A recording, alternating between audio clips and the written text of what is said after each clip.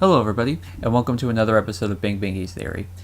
Well, I'm back after about a weekend off for my little family shindig I had to do. Apologies if I didn't do this a bit earlier during this past weekend. I just been exhausted from all the overtime I had to do at work, so I wanted to be able to relax for a bit.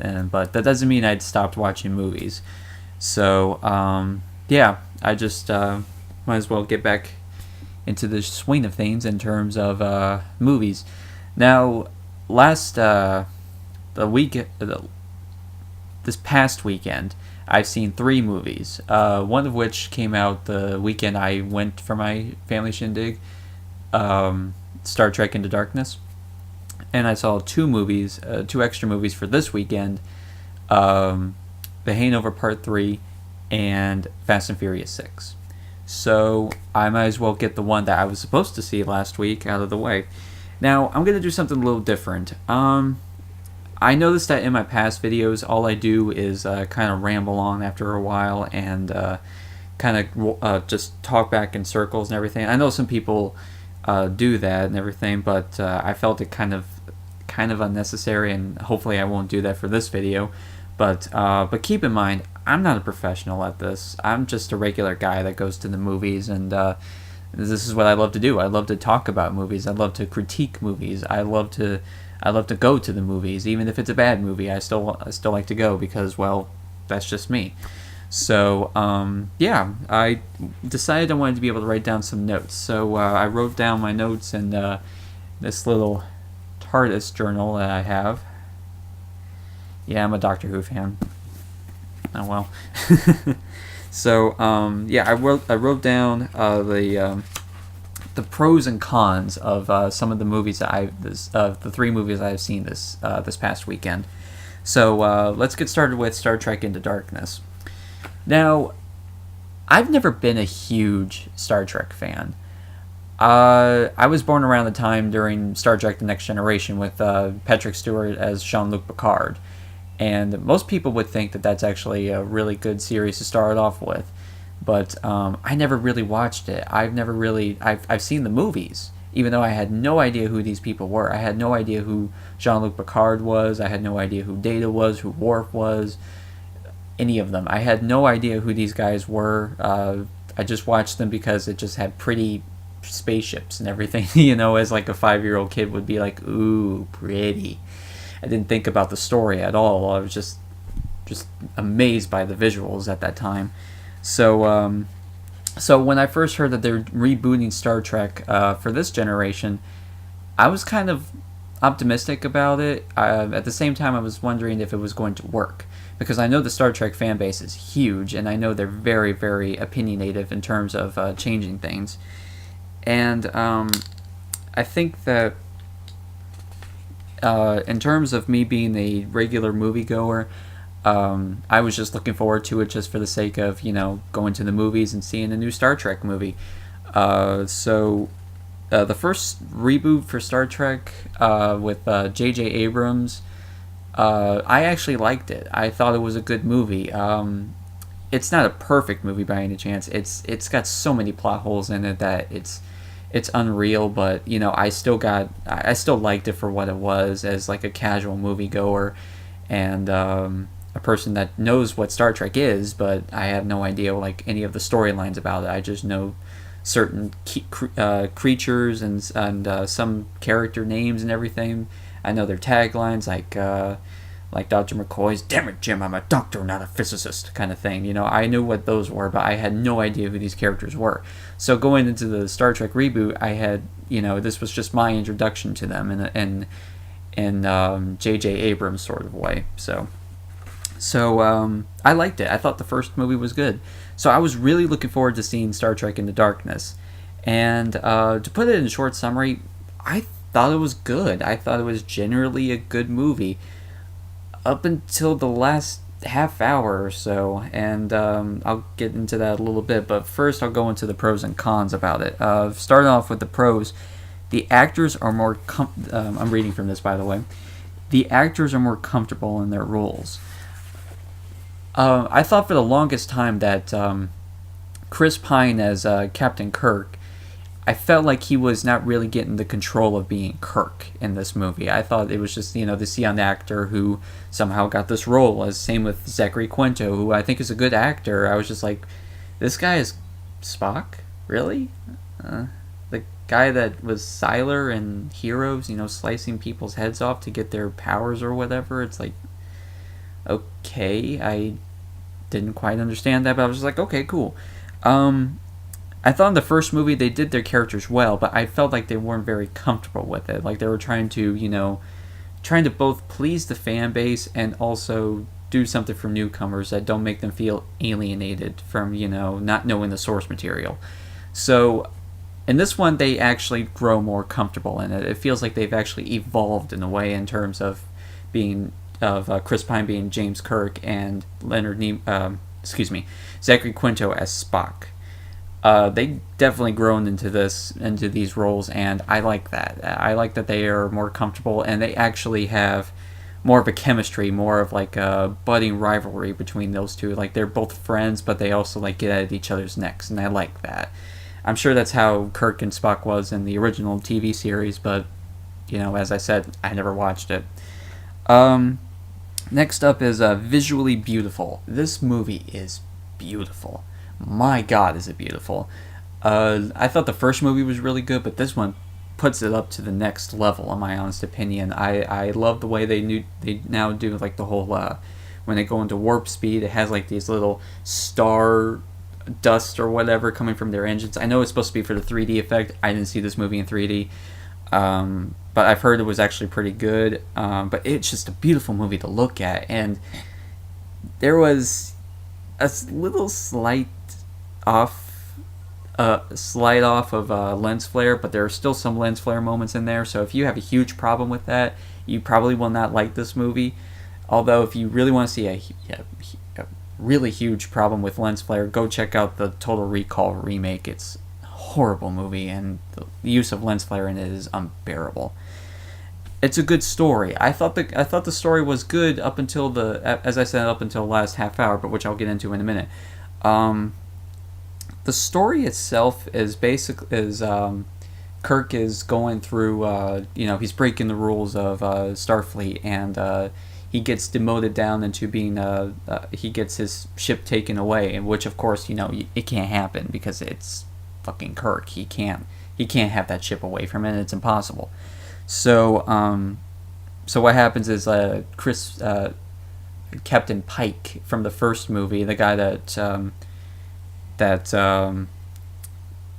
told him to join into Starfleet in the first place, he takes over for the Enterprise, but he also has Jim Kirk as like his first captain. It's just like, we all knew it was going to happen, and and then all of a sudden we find this terrorist who's played by Benedict Cumberbatch, I think his name is George, but we all know his real name, and he does these terrorist attacks, and we find out why he's doing them, and it's a good story. It's a good story that leads up to the last part of it, and it's just bad. But as I said, I'll get to it in a minute. Next up, and this is more of a personal reference from personal thing for me, more Simon Pegg and more showing of the characters. One of the main problems I have with the first movie is that they didn't show more of Simon Pegg. I'm a Simon Pegg fan. I love him. I think he's one of the best comedic actors out there. And I was so looking forward to seeing him playing as Scotty, and they didn't really show him that much in the first movie, which was kind of disappointing because that was the one character I was looking forward to because he's played by Simon Pegg. And they show off more of him in this movie, and I like that. And not only that, but they also show more of the characters too. They show more of Uhura, played by Zoe Saldana, and the problem relationship between her and Spock. They show more of that. They show more of her knowing the Klingon language. They show more of characters, and I like that. I think they showed off a little less more of Chekhov, but I thought that it was, kind of like, he's just that guy that's going to say whistles, with that accent of his, and they actually had a pretty cool moment where they had John Cho that plays Sulu get into the captain's seat, and it was a nice little nod, like little nudge, wink, wink to the fans, saying like, "Oh yeah, yeah, yeah, there you go. There's your little reference for the future Star Trek where he's going to become captain of his own ship." Yeah, I like that. I thought that was really cool. Next up for pros is Benedict Cumberbatch. I haven't seen much of this guy before. I've never watched Sherlock. I know it's a huge show now, but I've never watched it. But I've seen the guy act before, and I've seen some of the scenes from Sherlock, and he seemed like a really good actor, and he does it so well for this character, for his character in Star Trek Into Darkness. He plays that sinister role so good because he just has that snarling look, that snarling kind of that evilness inside of him, and I like that. He brings a more powerful essence to the character, and he leaves a lasting impression on you. This guy is purely and simply evil, and like I said, you all know who he really is. So yeah, I think he played it very well. I think he was definitely the best part of this entire movie was him. He played the evil guy so good, which leads into the cons of the movie, and it's funny I say that con because, well, spoiler territory, Benedict Cumberbatch is Khan in this movie. They say his name is like George something in the IMDb, but they say it later on in the movie, like in the second part of the movie, they say that they changed his name so that way he can better walk in through like the world and everything, and he can be left unnoticed. But his real name is Khan, and it was no surprise to everyone. Everyone knew that he was going to be playing as Khan, even like far back when around when the movie was first announced and he was announced as a character. We all wondered if he was going to be playing Khan, and they kept insisting, no, he's not going to play Khan. He's not going to play Khan. It's no big deal or whatever. But we all knew it was going to be Khan, and gets into the last half hour, which is one of the cons in my journal here. Con. The last half hour.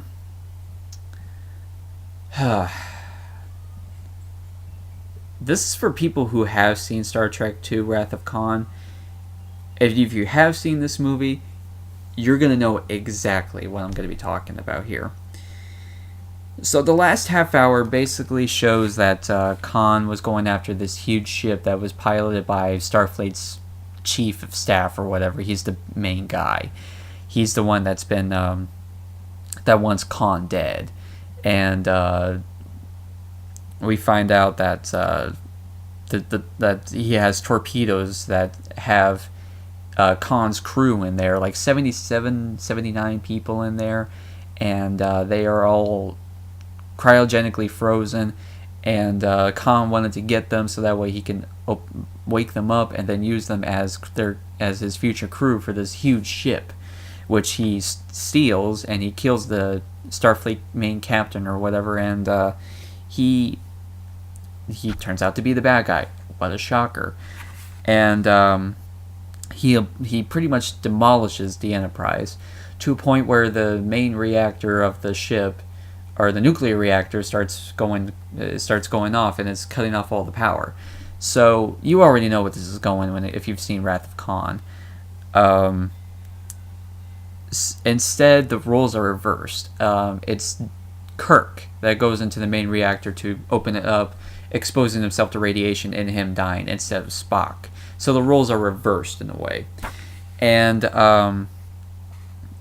they say the same. They almost say the same lines from the second movie, or from Wrath of Khan. They say the same exact lines. They say everything, and it leads on to the other con of the movie.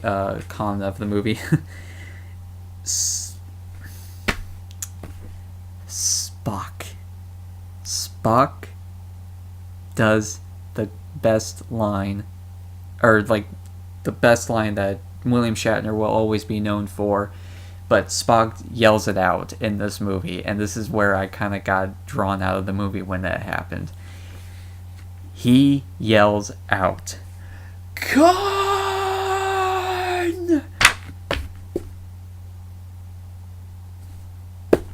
Really? Really? You're gonna do that? You're gonna do that? You're gonna do that for this movie? Are you fucking kidding me? There's like a ripoff, and then there's just a blatant fucking ripoff. My God, really? Did you really need to do this? I didn't think that was completely necessary. I understand you're trying to, please the fan base as well, but you don't need to do that. You could have done something a little differently. You could have, I don't know, have him just yell or something, but you had to yell. You had to have him yell out "Khan," the most iconic line in all of Star Trek fandom. The one line that everybody can say out loud and everybody will get and everybody will laugh at. You had to put that in this movie. You had to, just to say, we did it. We had this line in the movie. Are you happy, fan base? Are you happy? Yeah. So yeah, you're probably not wondering, like, well, did Kirk survive? Well, of course he survived, because it turns out that that Khan has Deus Ex blood, which can regenerate almost anything. You could heal almost anything, even something that's been dead for a little bit or so. So they inject Khan's blood into Kirk, and he survives. And I was kind of drawn out from after that, but all in all, this is still a good movie. It's a good movie up until the last half hour, which, if you've seen Wrath of Khan, you know exactly what's going to happen, and you feel like you've seen the same movie again, but with prettier visual effects. So, in essence, I mean, that's really all I can say about it. It's a good movie, but once you get to that last half hour, you're going to feel a sense of deja vu. So I would say go see it if you want to. I would say maybe wait till it comes out on DVD. But that's up to you. Either way, go check it out. Just, don't be surprised if, like, you feel left out of the movie after that half hour is done. So, next up is Hangover Part 3. Now, the first movie I actually liked. What I liked about it was that it had this whole little thing where, in some comedy movies they have to have some parts of it like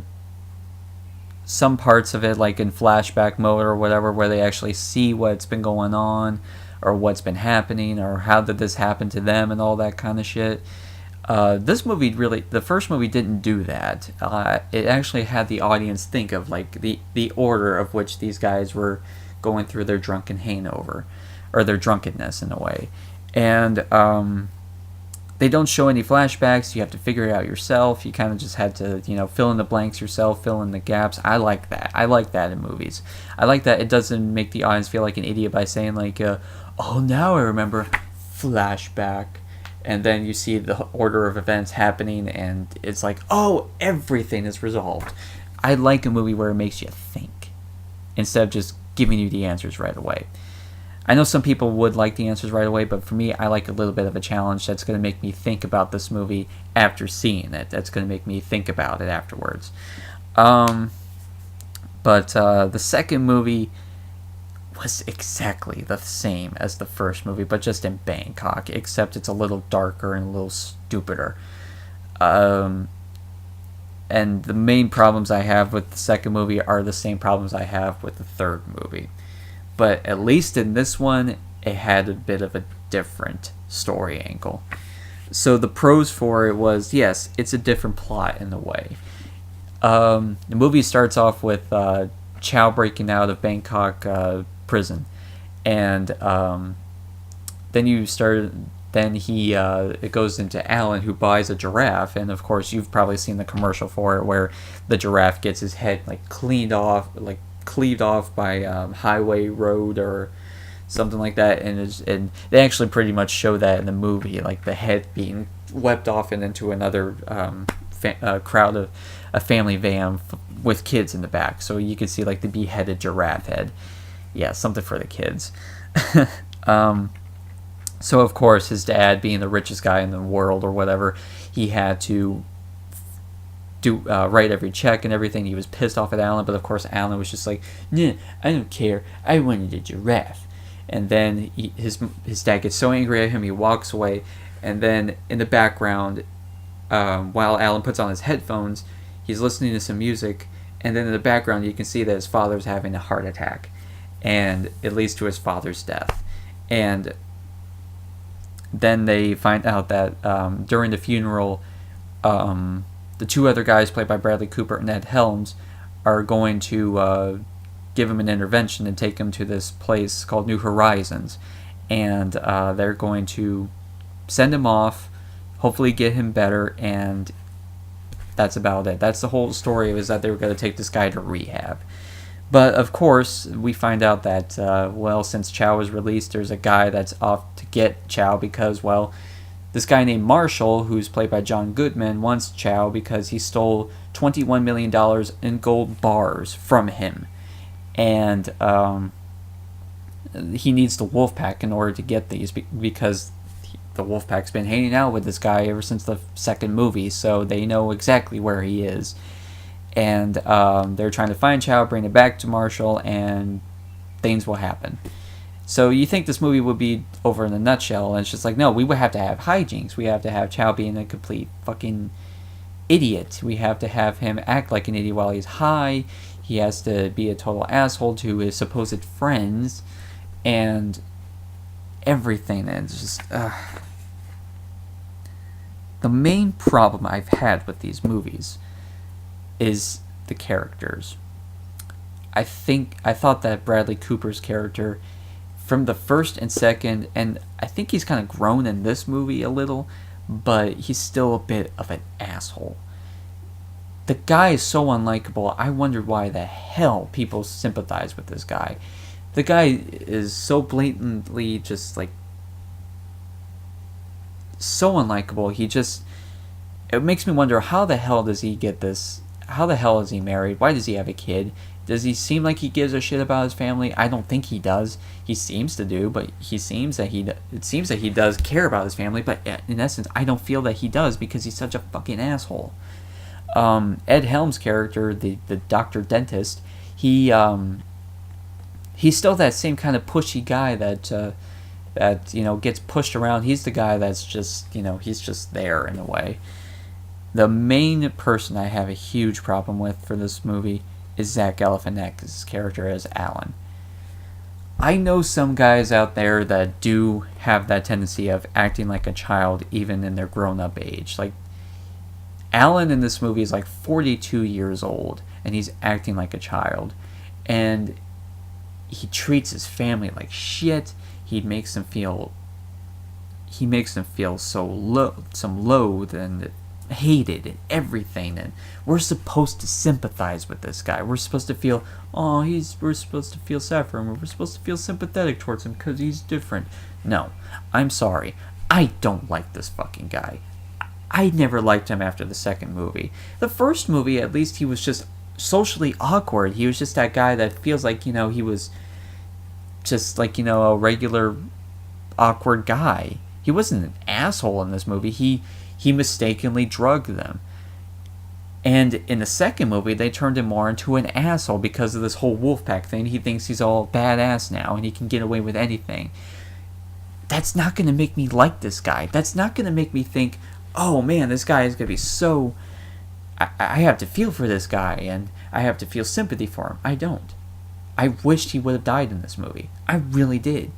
I didn't want, maybe Bradley Cooper's character to die. He may be an asshole, but at least he has a family who he seems to care about. Ed Helms' character has a wife, and he loves her to death. I mean, even to a point where he actually started, going around Bangkok just to find his brother-in-law in the second movie. He went to hell and back in Bangkok just to find his brother-in-law, just to show how much he loves his wife. Alan, I don't get it. I don't get this character. I don't understand why we have to feel sorry for this guy. I don't understand why we have to have a love connection between him and Melissa McCarthy's character in the third movie. I never liked him. Never liked him. The first movie, yes, he was socially awkward, but I can see why he was like that childhood kind of guy in the inside. But the second and third movie kind of ruined it for me because he would just turn into a major fucking asshole, and I really wished he died.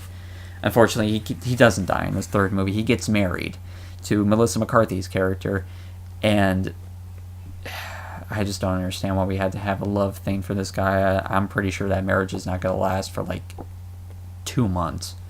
1 at least. So, did I think this movie was better than the second movie? Yeah, in a way. That's not to say that it's a good movie. It's a stupid movie. The people I was watching with was a filled audience crowd, by the way. They laughed at almost everything, even just down to like the fucking the more simple things of him saying like, you know, poop or something like that. They would laugh at it, and something bad would happen. Somebody in the audience and right behind me would go, "Oh shit!" They were all just hooting, hollering. I'm just there, just going like this.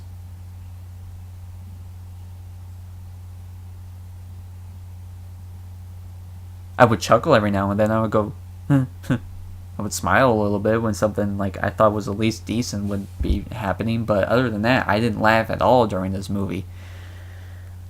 So, I hope to God this is the last one. They say it's the finale of it, and I don't see how they can go any more further into this. So, if you have to see this movie, maybe rent it. I would say rent it. Don't go out into the theater and see it, even though a lot of people have already seen this movie in the theater.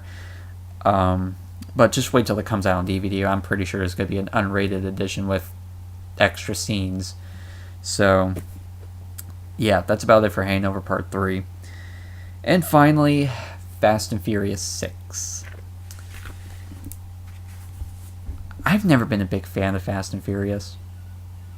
I've watched the first movie because, well, it just had fast cars and it had hot women.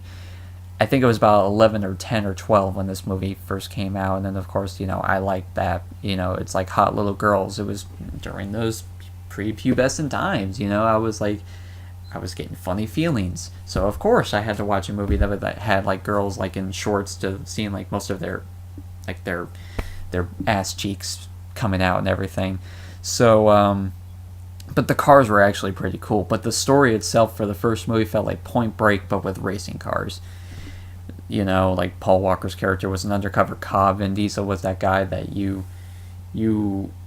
sympathize with because, you know, he's that guy that wanted to make it big and everything, but he's a family guy altogether. He loves his family. And I thought the first movie was just okay. It was just okay. Too Fast, Too Furious was just awful. The guilty pleasure of mine in terms of the series was Tokyo Drift, because it had a different character, it had a different setting. I would love to go to Tokyo one day in my life, and I actually, I thought like just the visuals itself were really beautiful. The cars were awesome. The hot Asian chicks were, of course, a plus for me. It was just something a little different for me in terms of Fast and Furious. Then the fourth one came out, and it started drifting away from the racing car aspect and into like heist kind of thing, like where they would steal jewelry, money, all that kind of stuff. It dwindled away from street racing to heist movie, and it was a bit of an addition for me. I thought it was kind of cool to have something a little different, but it's still a stupid movie series to watch because of its laws of gravity are just tossed out the window and say, yay, anything is possible. Hell, even guy jumping from a car to another car is possible in this movie. So Fast 5 came out more of the same, but just in Rio.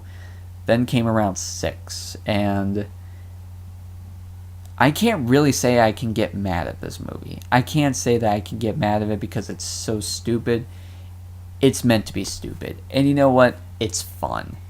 It's fun stupid. It's stupid fun. I know a lot of people out there are going to complain about it because you see like Vin Diesel and Michelle Rodriguez being tossed from midair, and somehow Vin Diesel's going to catch her midair, and then he's going to hit another car. Like, he actually does that. He flies midair, catches Michelle Rodriguez, and then he flips over, and then somehow there's a car right there, and he lands back first onto the windshield, and this doesn't faze him at all. He doesn't go, no, he doesn't. He's just like, bam!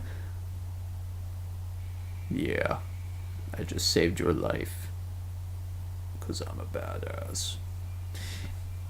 It's just like, that's not really happening in real life, but it's so stupid, it's fun. And there are times when you can have your sense of you can have a suspension of disbelief or whatever, just go with it. And this is the series for me. I don't like the series, but it's so damn stupid, it's fun. I like the cars. I like the women in this movie. I think it's actually, I wouldn't say it's the best in the series, but I did have fun with it in a way. Stupid as it was just a fun little ride for me.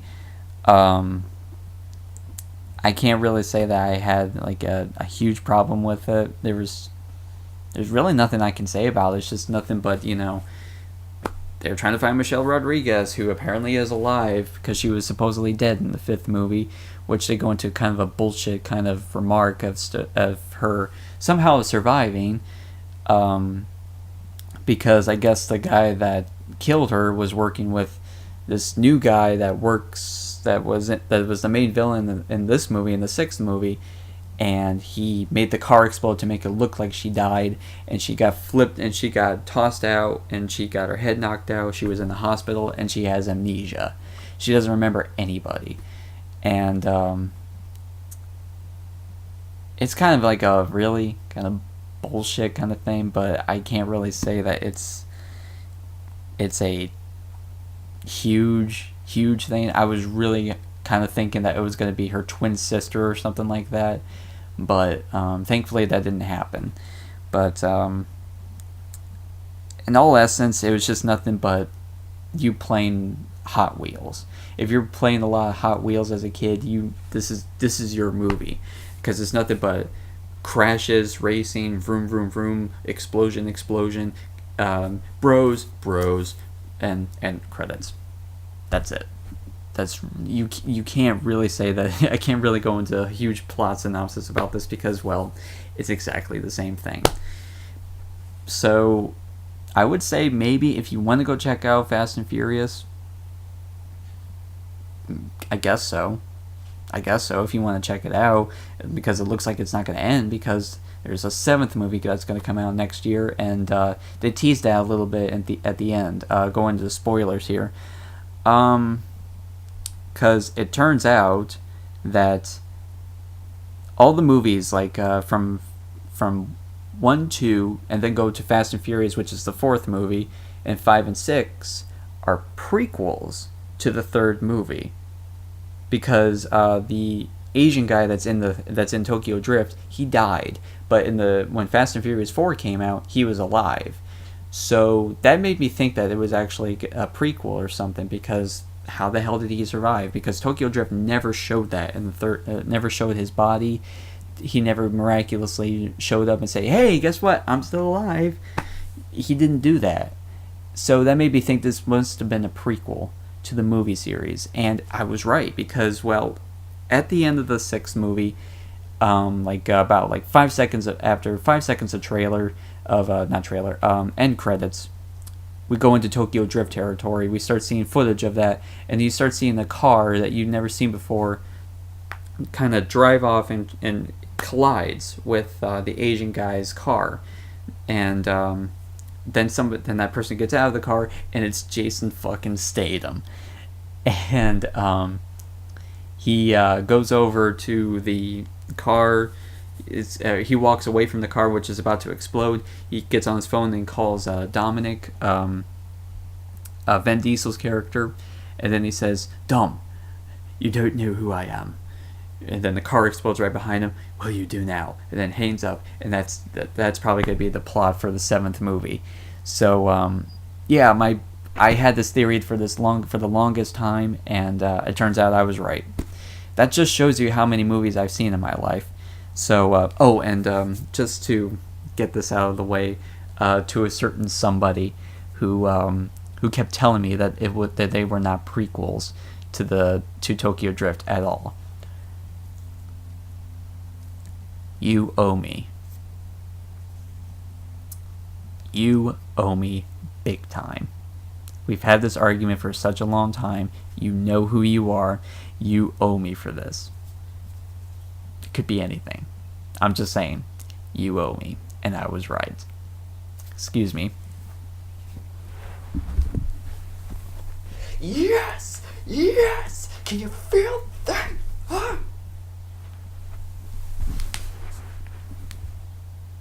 You know who you are. Just saying. Sorry about that. That was just my little gloat to a certain somebody. Can't wait for you to pay me back. So, yeah, that's about it in terms of movies for this week, for this past weekend. As a little short synopsis, really quick, go check out Star Trek Into Darkness. Either in the theater or on DVD. It's a good movie up until the last half hour if you have not seen Wrath of Khan. Hangover Part 3, maybe rent it if you have to see how this all ends, but other than that, you can do without it. Fast and Furious 6, it's dumb, it's loud, it's stupid, but it's a lot of fun, and you can't get mad at something like that. So I would say maybe go check it out if you haven't already on at the theater, or wait until it comes out on DVD. But either way, check it out if you're into that kind of stupid nonsense. So yeah, I think wow, we've been going on for a while. So yeah, I better let you guys go. So until next time, this is Big Bingy signing out.